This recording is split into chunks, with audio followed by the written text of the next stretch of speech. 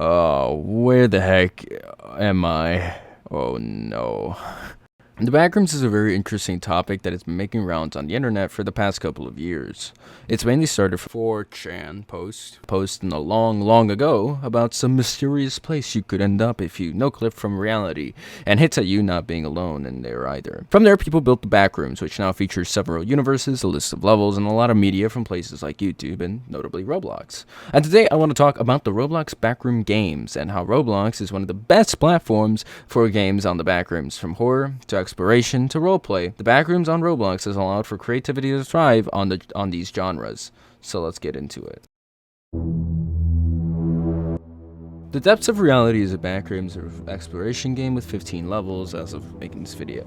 Now, that might sound low, but I consider it to be one of the best backrooms games that accentuates my point about it being an exploration game. The levels are pretty expansive, and while some are easier than others, there's a lot to explore and see, and the game recognizes that with its function. To start off, the game allows you to keep a profile up and saves you in the level you left off at. It also has a keep inventory on, and for the most part, excluding level 8, we don't talk about level 8, has very few to no mobs. This game's design as well as its levels for the most part make it come off as an exploration of the backrooms, and it does that really well, as you'll have to go back to several levels again and again for resources such as scrap metals, wires, and almond water. The game makes it very clear that it's not trying to be overly difficult or scary, but wants you to explore the levels at your leisure while also having some mobs that you can interact with, so it's not necessarily just a showcase of a place, but also a game that allows you to highlight some of the potential dangers in the levels as mentioned in their actual logs in the backrooms. This game is also more closer to the actual backrooms instead of what most of the backrooms games currently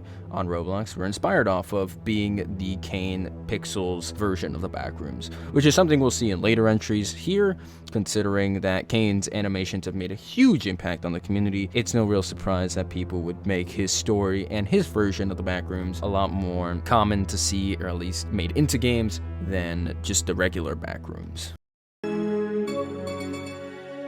I'm probably going to butcher this, but apeirophobia is the fear of infinity, or the feelings of something being infinite or eternal. And that is honestly a perfect feeling for what the backrooms are. The backrooms are eternal and ever increasing. As more are being written and made, the backrooms will make you feel like you've been in there for eternity. Though some levels have some peace or familiarity, such as level 11, which is the city, wherein everything is, peaceful, almost as if they were in the real world, they aren't. And that feeling of never getting out of an infinite level or of infinite levels is terrifying. Roblox's apeirophobia, hopefully I'm not butchering that, is pretty good at horror and creating the story it's trying to tell. Basically, it follows a very loose recreation of Kane Pixels' backrooms initially, and later on has levels from the backroom site, such as Run for Your Life, Level 8, and others, all in different order, with each having a monster that you have to deal with.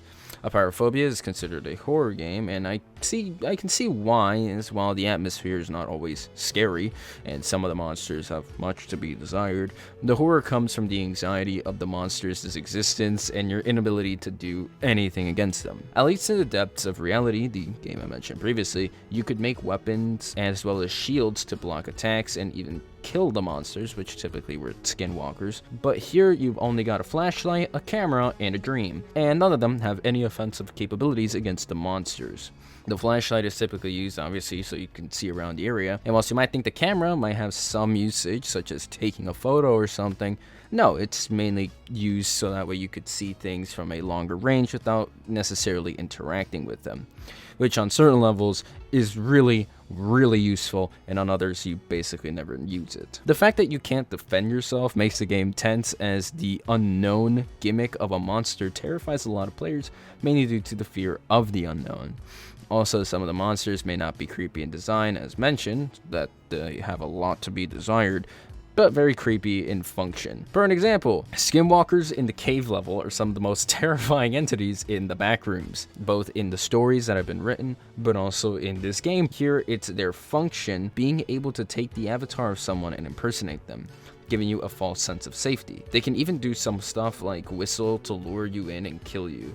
They are also ridiculously fast, faster than the player, and the fact that your only option is to outrun them, because remember, all you've got is a dream and no weapons, is terrifying, as there will be several times where you'll just have to keep running and jumping, hoping that the AI just stops chasing you, or at the very least is far enough away from you to not kill you, and maybe for you to take a break to restore your stamina. My favorite levels so far, and yes, like I mentioned, I haven't completed this game, but my favorite level so far occurs before you get to the End is Near level, where you just have to book it from an entity, which mirrors the Backrooms level Run for Your Life, wherein you are only given one objective: run.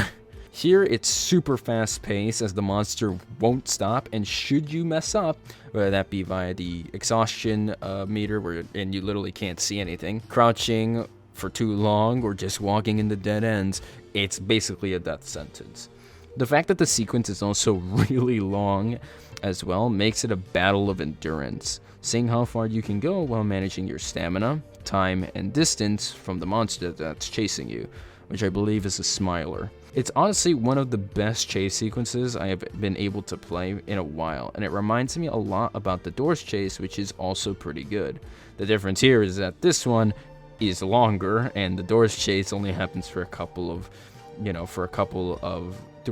doors, but this one, oh man, this one takes the cake of chase sequences, at least for me. The game honestly exemplifies horror of the Backrooms, not because of the monsters being big and terrifying creatures, though some do definitely exist. The starfish is a good example, but rather because their function of being able to kill you is the scary part. That, and the fact that a lot of the levels are different in their own ways, can leave you anxious of what comes after, unless you search it up on the wiki to find out, because you don't know if it'll be a chill level or if it's gonna be run for your life all over again. If it's gonna be a level that's like chill, at least what I consider to be relatively chill, such as the End is Near level, which I believe is level 7, or if it's going to be run for your life all over again.